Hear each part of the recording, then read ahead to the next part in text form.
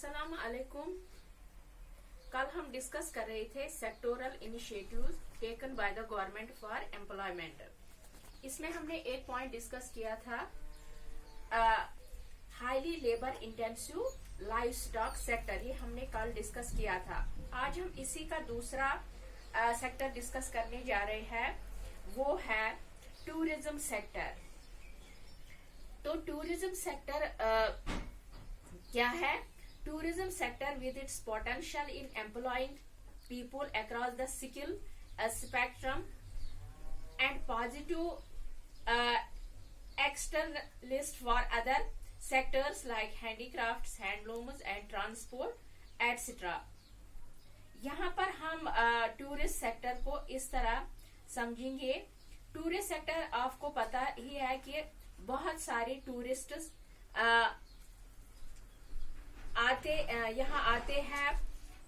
वो चाहते हैं कि वो चाहे नेशनल टूरिस्ट हो या इंटरनेशनल टूरिस्ट हो या J&K यूनियन टेरिटरी में जो आते हैं, हमारे पास यहाँ ये हैंडीक्राफ्ट जो है या हैंडलूम प्रोडक्ट्स जो है, आपने देखा होगा। जब भी आप टूरिस्ट डेस्टिनेशन पे हम जाते हैं, जब भी हम टूरिस्ट डेस्टिनेशन पे जाते हैं, वहां पर हम क्या देखते हैं?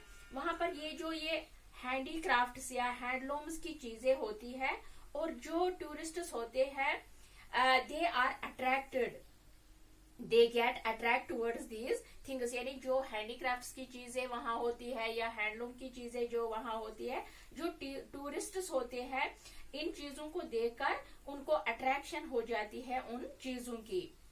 ये हैंडीक्राफ्ट या हैंडलूम जो है, ये अट्रैक्ट हो जाते हैं टूरिस्ट्स, क्योंकि ये बहुत ही खूबसूरत होते हैं।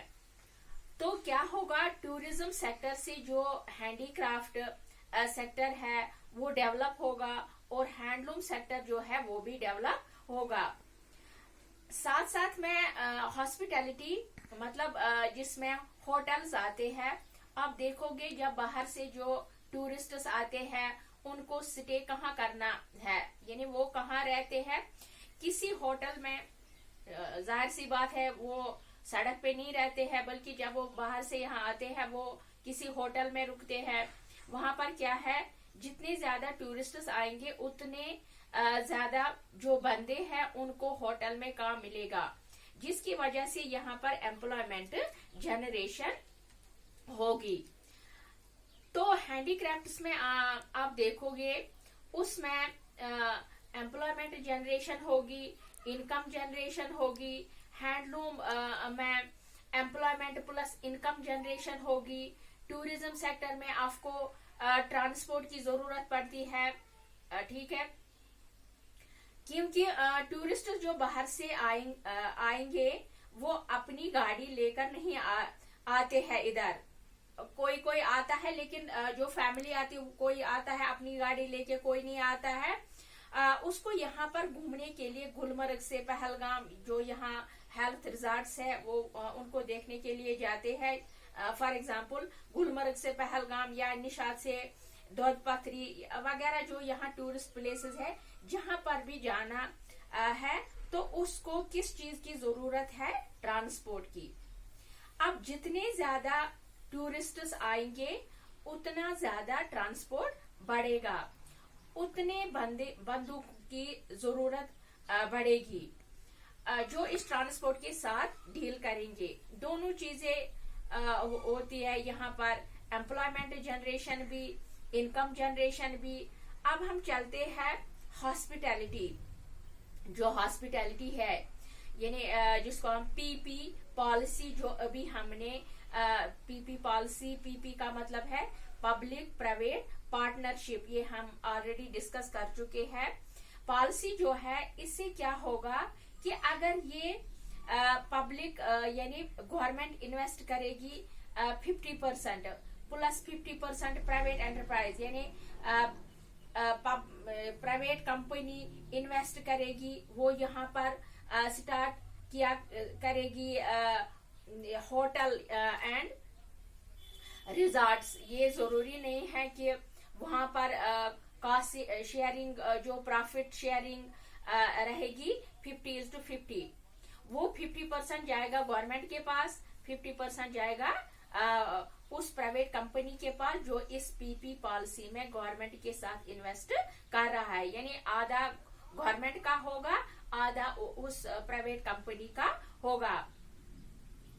तो रिजॉर्ट्स और होटल्स स्टार्ट हो सकते हैं जब होटल्स और रिजॉर्ट ज्यादा होंगे, तो जाहिर सी बात है कि प्रॉफिट भी होगा, प्रॉफिट भी होगा,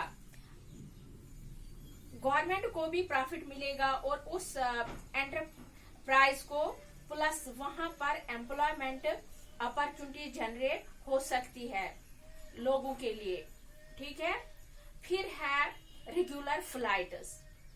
तो रेगुलर फ्लाइट्स ये हुआ कि बहुत सारे ऐसे एरियाज है जो डायरेक्ट कश्मीर से कनेक्टेड नहीं है, ठीक है, जहां पर डायरेक्ट फ्लाइट्स वगैरह नहीं जाती है।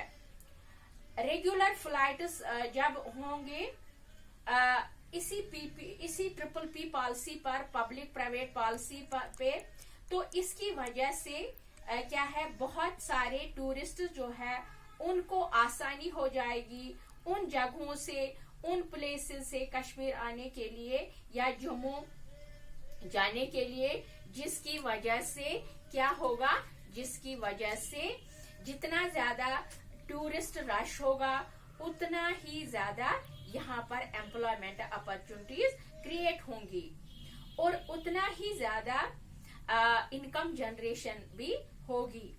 इसी पीपी पॉलिसी पे यहाँ पर मैंने एक और ब्रांच निकाली है जो कि इंटीग्रेटेड ऑनलाइन पोर्टल इन पीपी मोड, जो आज हम देखते हैं आप यानी जो हम ये ऑनलाइन क्लास करते हैं या इसी तरह जो भी काम होता है आजकल इस मॉडर्न दौर में, वो ऑनलाइन ही हो जाता है।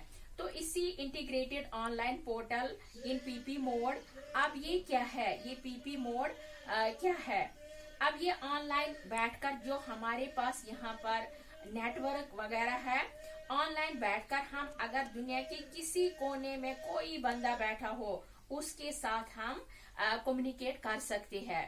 ये आपको भी पता है, उनको बता सकते हैं कि यहाँ पर कौन कौन सी फैसिलिटीज है, या अगर आपको यहाँ घूमने आना है तो क्या फैसिलिटी आपको मिलेगी, इसमें दोनों कर सकते हैं।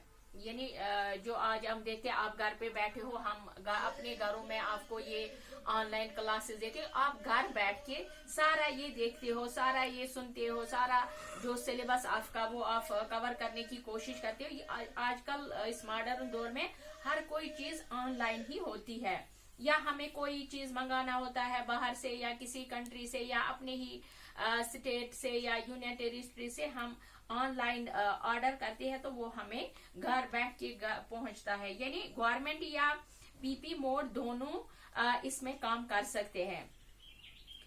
तो जितना ज्यादा यहाँ पर टूरिस्ट का रश होगा उतनी ही ज्यादा इनकम जनरेशन होगी। इससे स्टेट का फायदा होगा, इससे यूनियन टेरिटरी का फायदा होगा, उतनी ही ज्यादा यहाँ पर एम्प्लॉयमेंट जनरेशन होगी। उससे भी यूनियन टेरिटरी स्टेट का फायदा है। दोनों चीजों से क्या होगा, इनकम जनरेशन या एम्प्लॉयमेंट जनरेशन होगी, जिसकी वजह से जो इकोनॉमी है Jammu and Kashmir union territory की, वो बैक फुट से फ्रंट फुट पे आ सकती है। और इससे क्या होगा, टू ट्रेन यूथ को ट्रेनिंग देनी है। अब ये जो यूथ है उनको क्या ट्रेनिंग देनी है, जब आप विंटर में गुलमर्ग जब हम जाते हैं, विंटर्स में जब हम गुलमर्ग जाते हैं तो विंटर्स में बहुत ज्यादा बर्फ होती है वहां। आपने भी देखा होगा कि विंटर्स में कितना बर्फ होता है यहाँ, या गुलमर्ग में कितना बर्फ होता है।